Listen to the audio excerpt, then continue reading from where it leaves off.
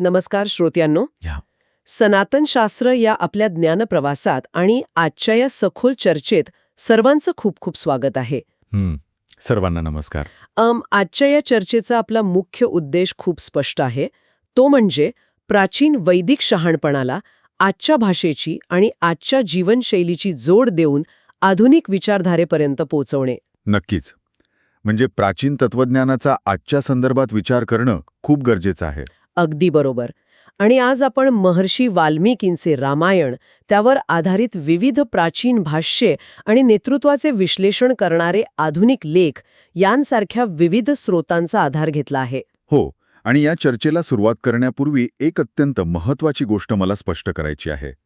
सांगा ना. आज आपण ज्या स्रोतांचं विश्लेषण करत आहोत त्यातील विचार आपण पूर्णपणे तटस्थपणे मांडणार आहोत. कोणत्याही एका बाजूचे, धार्मिक विचारधारेचे किंवा राजकीय भूमिकेचे समर्थन आपण करणार नाही आहोत. अगदी. म्हणजे आपला उद्देश केवळ या मूळ स्रोतांमध्ये दडलेले विचार श्रोतांपर्यंत जशाच्या तसे पोहोचवणे हा आहे. बरोबर. आपण केवळ संकल्पना समजून घेणार आहोत. खरं तर आजचा विषय अत्यंत वेदनादायी आहे. रामायणातील असा एक भाग जो आजही अनेकांना अस्वस्थ करतो, विचार करायला लावतो. हो, आणि काहींच्या मनात संतापही निर्माण करतो. तो भाग म्हणजे उत्तरकांड आणि माता सीतेचा वनवास. हा खरोखरच खूप संवेदनशील विषय आहे. श्रीरामांनी माता सीतेला वनवासात पाठवण्याचा जो निर्णय घेतला तो खरोखरच अन्यायकारक होता का? ते एक पती म्हणून अपयशी ठरले का, की हे राजेपणाचे सर्वात भयंकर आणि जड ओझे होते? हेच प्रश्न आजच्या आधुनिक समाजाला नेहमी पडतात. म्हणूनच आज आपण केवळ वरवरची कथा ऐकणार नाही आहोत, तर या घटनेचे ऐतिहासिक, धार्मिक, मानसशास्त्रीय आणि आध्यात्मिक पैलू उलगडून पाहणार आहोत. प्राचीन तत्वज्ञान आणि आजचे लीडरशिप डायनामिक्स यांची सांगड घालणारी ही चर्चा खूप रंजक ठरणार आहे. या प्रश्नांची उत्तरे शोधण्यासाठी आपल्याला आपल्या नेहमीच्या आधुनिक आणि भावनिक चष्म्यातून बाहेर पडावे लागेल. म्हणजे नक्की काय करावं लागेल? कारण रामायण हे केवळ एका कुटुंबाची कथा नाहीये. ती धर्म, कर्तव्य आणि अधिकाराची एक अत्यंत गुंतागुंतीची मांडणी आहे. प्राचीन भारताच्या राजकीय आणि सामाजिक व्यवस्थेचा हा एक आरसा आहे. चला तर मग याच्या अगदी मुळाशी जाऊया. सुरुवातीपासून सुरुवात करूया. लंका विजयानंतर अयोध्येत नक्की काय घडलं होतं? बघा, लंका विजयानंतर सर्व काही सुरळीत झाले होते. रामराज्य स्थापन झाले होते. प्रजेला न्याय मिळत होता, सर्वत्र सुखशांती होती. पण याच शांततेच्या काळात अचानक अयोध्येत एक अफवा पसरली. एका धुव्याने माता सीतेच्या अग्निपरीक्षेनंतरही तिच्या पावित्र्यावर जाहीरपणे प्रश्नचिन्ह निर्माण केले. आणि राज्याच्या गुप्तचर व्यवस्थेद्वारे ही बातमी थेट राजापर्यंत पोहोचली. होय. आणि त्या धुव्याचं ते वाक्य खूप महत्वाचं आहे, ज्यातून हा सगळा सेंट्रल टेन्शन किंवा मुख्य संघर्ष उभा राहतो. काय होतं ते वाक्य? तो आपल्या पत्नीला उद्देशून म्हणाला होता, मी रामासारखा नाही जो दुसऱ्याच्या घरात राहिलेल्या पत्नीला पुन्हा स्वीकारेल. बापरे, हे वाक्य अत्यंत बोचरे आणि अपमानजनित आहे. नक्कीच. आणि सर्वात मोठी शोकांतिका ही आहे की हे वाक्य अखेर श्रीरामांपर्यंत पोचले. एका चक्रवर्ती राजाच्या कानावर त्याच्याच प्रजेतील एका सामान्य माणसाचा हा थेट आक्षेप येऊन आदळणे ही साधी गोष्ट नाहीये. अजिबात नाही. एका निरंकुश राजेशाहीत जिथे राजाचा शब्द हाच कायदा असतो, तिथे एका सामान्य नागरिकाने राजाच्या वैयक्तिक आयुष्यावर असा संशय घेणे हा एक मोठा राजकीय आणि सामाजिक पेच होता. आणि इथूनच तो खरा संघर्ष सुरू होतो, ज्याचा आपण मगाशी उल्लेख केला. श्रीरामांना तर माता सीतेचे पावित्र्य पूर्णपणे माहीत होते ना? हो, 100% माहिती होते. तिने अग्निपरीक्षा दिली होती, हे संपूर्ण जगाने पाहिले होते. त्यांचे सीतेवर अपार प्रेम होते. तरीही त्यांनी गरोदर असलेल्या सीतेला गुप्तपणे वनवासात सोडण्याचा निर्णय घेतला. महर्षी वाल्मिकींच्या आश्रमाजवळ तिला सोडण्यात आले, जिथे पुढे लव आणि कुश यांचा जन्म झाला. या संपूर्ण घटनेकडे पाहताना मन खरोखरच सुन्न होऊन जातं. कोणताही भक्कम आधार नसताना केवळ एका अफवेवरून असा कठोर निर्णय का घेतला गेला? इथेच या घटनेतील मुख्य संघर्ष दडलेला आहे. एकीकडे वैयक्तिक सत्य आहे आणि दुसरीकडे पब्लिक परसेप्शन किंवा लोकांचा दृष्टिकोन आहे. म्हणजे सत्य विरुद्ध धारणा असा हा लढा होता. अगदी बरोबर. श्रीरामांना वैयक्तिक पातळीवर सत्य काय आहे हे माहीत होते, पण एक राजा म्हणून त्यांच्यासमोर एक वेगळंच संकट उभे राहिले होते. हा संघर्ष केवळ नवरा बायकोमधील नव्हता, तर तो सत्य आणि समाजाच्या विश्वासातील होता. या मुख्य संघर्षाला समजून घेतल्याशिवाय आपण रामायणाचा हा भाग कधीच समजू शकणार नाही.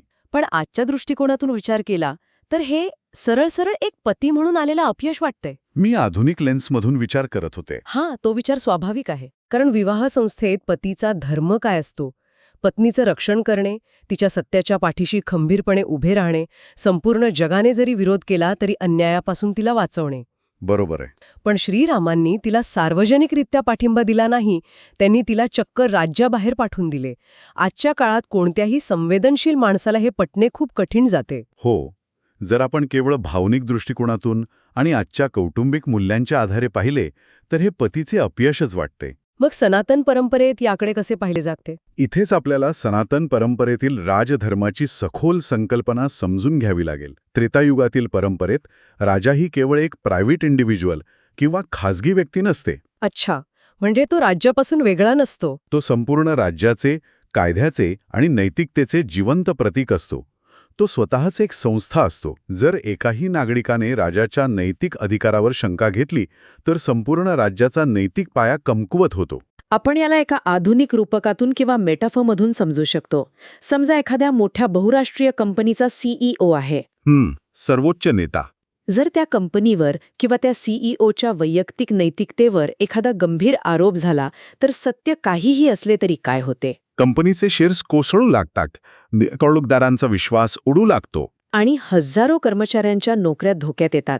अशावेळी सार्वजनिक हितासाठी, संपूर्ण कंपनीला वाचवण्यासाठी त्या सीईओला स्वतःच्या पदाचा किंवा स्वतःच्या वैयक्तिक अधिकारांचा त्याग करावा लागतो. म्हणजे त्याला स्वतःच्या आनंदाचा त्याग करावा लागतो. अगदी तेच. श्रीरामांसमोरही असाच पेच होता. पण हा पेच एका कंपनीचा नव्हता तर संपूर्ण राष्ट्राच्या धर्मव्यवस्थेचा होता. त्यांनी पतीच्या स्वधर्मापेक्षा राजधर्माची निवड केली. चा बेजबाबदारपणा होता. लोकांचा असा गैरसमज होतो की त्यांनी समाजाच्या दबावाखाली येऊन पळवाट शोधली. हो, अनेकांना तसं वाटतं. पण तो बेजबाबदारपणा किंवा पळवाट अजिबात नव्हती.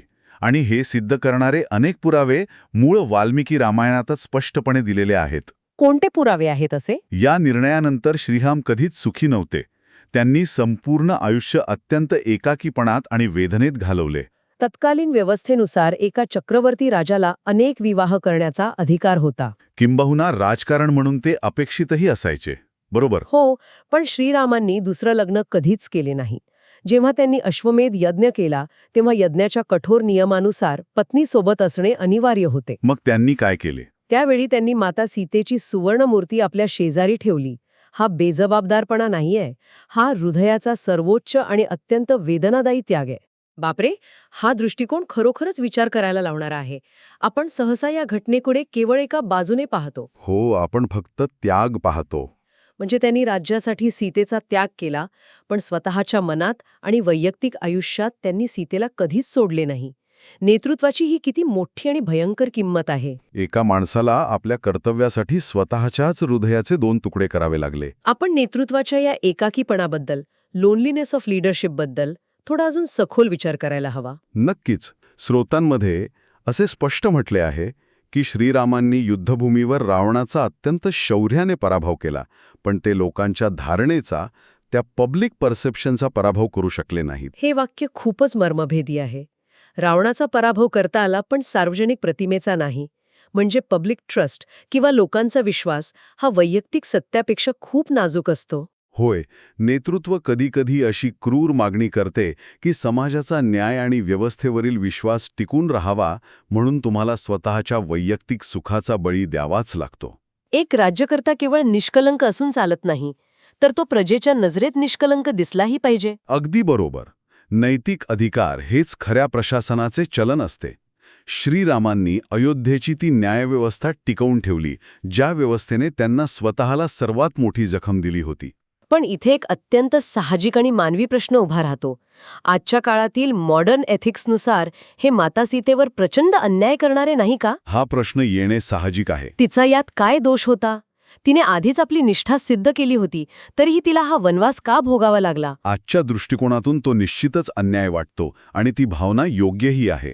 पण जर आपण याकडे प्राचीन ग्रंथांच्या आध्यात्मिक आणि प्रतिकात्मक दृष्टिकोनातून पाहिले तर याचे खूप सखोल अर्थ उलगडतात. प्रतिकात्मक अर्थ म्हणजे नक्की कसे? सनातन परंपरेत माता सीता ही केवळ एक साधारण स्त्री नाही. ती साक्षात भूमीचे, अर्थचे, स्त्री शक्तीचे आणि मानवी मनातील आंतरिक पावित्र्याचे सर्वोच्च प्रतीक आहे. म्हणजे ती साक्षात निसर्गाचे आणि कधीही कलंकित न होऊ शकणाऱ्या पावित्र्याचे मूर्तिमंत रूप आहे. होय, आणि उत्तरकांडाच्या शेवटी नक्की काय घडते याकडे लक्ष द्या. माता सीता स्वतःला सिद्ध करण्यासाठी पुन्हा येत नाही. ती कायमची भूमातेमध्ये सामावली जाते. याचे प्रतिकात्मक महत्त्व खूप मोठे आहे. जेव्हा समाज हे आंतरिक पावित्र्य ओळखण्यास असमर्थ ठरतो, जेव्हा समाज अत्यंत संशयी बनतो, तेव्हा ते पावित्र्य समाजातून कायमचे निघून जाते. म्हणजे शेवटी सीतेला नाकारले गेले नाही, तर हा समाजच तिच्यासाठी अपात्र किंवा अनवर्दी ठरला. अगदी अचूक. समाजाने सीतेला गमावले कारण ते तिचे खऱ्या अर्थाने मूल्य जाणू शकले नाहीत. हा विचार अवाक करणारा आहे.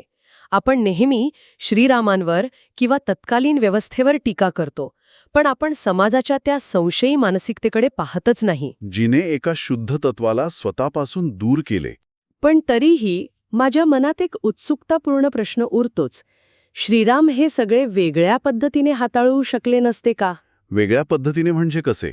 म्हणजे ते त्या धोब्याला कठोर शिक्षा करू शकले असते, किंवा त्यांनी संपूर्ण जनतेसमोर येऊन माता सीतेच्या अग्निपरीक्षेचा संदर्भ पुन्हा देऊ शकला असता. हा पर्याय त्यांच्याकडे नक्कीच होता. एक चक्रवर्ती राजा म्हणून त्यांच्याकडे सर्व प्रकारचे अधिकार आणि सैन्यबळ होतेच ना. मग त्यांनी स्वतःचा बचाव का नाही केला? कारण श्रीराम स्वतःचा बचाव करण्यासाठी सिंहासनावर बसले नव्हते.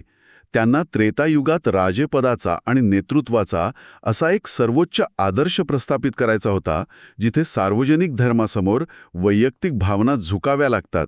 म्हणूनच ते मर्यादा पुरुषोत्तम बनले. अगदी बरोबर. जेव्हा आपण राजधर्माचा विचार करतो, तेव्हा राजा आणि प्रजेचा एक अनोखा ऋणानुबंध असतो. हे केवळ प्रशासकीय काम नाही, तर हा एक प्रकारचा निष्काम योग आहे. यातूनच जीवनाचे खरे ज्ञान मिळते. जसे प्राचीन ग्रंथांमध्ये ऋषीमुनी मंत्र म्हणतात, राजाचे कर्तव्य हे एका तपस्येसारखे असते, जिथे वैयक्तिक आत्मा हा व्यापक ब्रह्मतत्वात विलीन करावा लागतो. या तपस्येतूनच धर्म खऱ्या अर्थाने सिद्ध होतो. हे खूपच सखोल आणि तत्वज्ञानाने भरलेले विश्लेषण आहे. राजाचे कर्तव्य हा एक निष्काम योग आहे. हो, श्रीरामांनी सत्तेचा वापर स्वतःसाठी न करता तीच कठीण तपस्या केली. यातून मला एक वेगळा मानसशास्त्रीय पैलू स्पष्ट होताना दिसतोय. प्रत्येक माणसाची दोन अस्तित्व असतात, एक खाजगी आणि एक सार्वजनिक. आणि कधीकधी प्रेम आणि कर्तव्य यापैकी एकाची निवड करावी लागते. आणि वाल्मिकी रामायणाचं उत्तरकांड आपल्याला हाच कठीण प्रश्न विचारते. जेव्हा तुमचं कर्तव्य तुमच्याकडे तुमच्या सर्वात प्रिय गोष्टीच्या बलिदानाची मागणी करते, तेव्हा तुम्ही किती त्याग करू शकता? त्या त्यागाची सीमा काय आहे? या प्रश्नाचे कोणतेही सोथू उत्तर नाही. म्हणूनच हा अध्याय आपल्याला मानवी वास्तवाचा थेट सामना करायला लावतो. आणि जर आपण याच्या आध्यात्मिक अर्थाकडे पाहिले, तर या वनवासामुळेच रामायणाची पुढची पिढी तयार झाली. माता सीतेच्या या वनवासामुळेच लव आणि कुश तयार झाले, जे रामकथेचे पहिले वाहक बनले. याच काळात महर्षी वाल्मिकींनी रामायणाची रचना केली. जणू काही धर्माला शास्त्र बनण्यापूर्वी अत्यंत तीव्र वियोग आणि वेदनांतून जावेच लागते. अगदी बरोबर. जर हे उत्तरकांड नसते तर रामायण केवळ एका महान राजाची आणि योद्ध्याची हिरोईक कथा राहिली असती. पण उत्तरकांडामुळे रामायण खऱ्या अर्थाने मानवी किंवा ह्युमन बनते. त्यात मानवी मनाचे दुःख आणि त्यागाचे शिखर पाहायला मिळते. श्रीरामांनी सीतेला दूर पाठवले ते त्यांच्या चारित्र्यावर त्यांना स्वतःला संशय होता म्हणून नाही, तर एका आदर्श राजाला स्वतःच्या प्रजेचा अविश्वास परवडणारा नव्हता म्हणून. तर मग आजच्या या सखोल चर्चेच्या शेवटी आपण काय फायनल रिफ्लेक्शन किंवा निष्कर्ष काढू शकतो? विश्लेषण केल्यावर असे दिसते की श्रीराम एक राजा म्हणून कधीच अपयशी ठरले नाहीत. केवळ भावनिक दृष्टिकोनातून पाहिले तर ते पती म्हणून अपयशी वाटू शकतात. पण खरी शोकांतिका किंवा ट्रॅजेडी ही आहे की मर्यादा पुरुषोत्तम बनण्यासाठी त्यांना एक सामान्य माणूस असणं कायमचे सोडून द्यावे लागले. मानवी समाजात देवत्वाला वावरताना मोजावी लागणारी ही सर्वात भयंकर किंमत आहे. एक अनबेरेबल कॉस्ट आहे. मानवी समाजात देवत्वाला वावरताना मोजावी लागणारी सर्वात भयंकर किंमत. हे वाक्य खूप वेळ मनात राहील. राजधर्म आणि वैयक्तिक प्रेम यातील हा संघर्ष चिरंतन आहे. होय, हा संघर्ष प्रत्येक युगात वेगळ्या रूपात समोर येतो. आजची आपली ही चर्चा संपवण्यापूर्वी नेहमीप्रमाणे एक विचार करायला लावणारा प्रश्न आम्ही श्रोत्यांसाठी सोडून जात आहोत. एक प्रोव्होकेटिव्ह थॉट. आजच्या आधुनिक काळात आपण कॅन्सल कल्चर किंवा समाज माध्यमांवरील न्यायनिवाड्याचे युग अनुभवत आहोत. एका नेत्याने वास्तवापेक्षा लोकांच्या धारणेला जास्त महत्त्व द्याले का? हा खूप महत्वाचा प्रश्न आहे.